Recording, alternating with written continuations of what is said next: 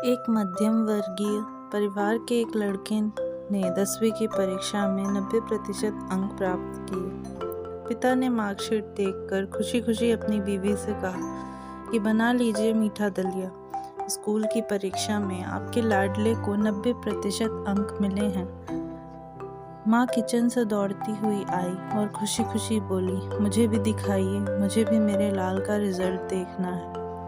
उसी बीच लड़का फटाक से बोला, बाबा उसे रिजल्ट कहाँ दिखा रहे हैं? क्या वह पढ़ लिख सकती हैं? वो तो अनपढ़ हैं।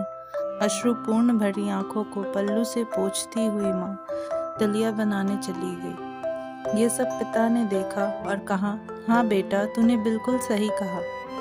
जब हमारी शादी हुई तो 3 महीने के अंदर ही तुम्हारी माँ गर्भवती हो गई। मैंने सोचा शादी के बाद ही कहीं घूमने नहीं गए, एक दूसरे को ठीक से समझे भी नहीं। चलो इस बार अबॉर्शन करवाकर आगे चांस लेते हैं।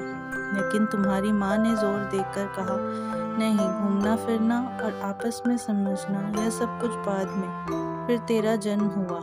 वो अनपढ़ थी ना। जब तू गर्भ में था तो उसे दूध बिल्कुल पसंद नहीं था। उसने तुझे स्वस्थ बनाने के लिए हर दिन 9 महीने तक दूध पिलाया, क्योंकि वो अनपढ़ थी ना। तुझे सुबह 7 बजे स्कूल जाना रहता था, इसीलिए सुबह 5 बजे उठकर तेरा मनपसंद नाश्ता और डिब्बा बनाती थी, क्योंकि वो अनपढ़ थी ना। जब तुम रात में पढ़ते पढ़ते सो जाते थे तो वह आकर तुम्हारी कॉपी और किताब बस्ते में भरकर तुम्हें बिस्तर पर सुलाती थी और उसके बाद ही सोती थी, और रात में बार बार जागकर तुम्हें ओढ़नी से ढकती थी, क्योंकि वो अनपढ़ थी ना। बचपन में तुम ज़्यादातर समय बीमार रहते थे, तब वो रात रात भर जागकर भी सुबह जल्दी उठती थी और काम पर लग जाती थी, क्योंकि बेटा वो अनपढ़ थी ना। तुम्हारे लिए ब्रांडेड कपड़े लाने के लिए मेरे पीछे पड़ी रहती थी और खुद सालों तक एक ही साड़ी पर रहती थी, क्योंकि वो अनपढ़ थी ना।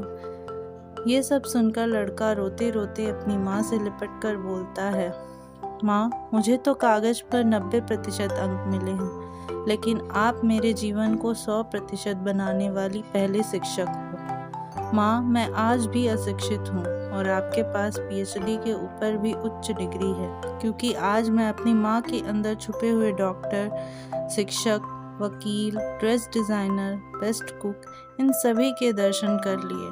माँ, मुझे क्षमा कर दीजिए।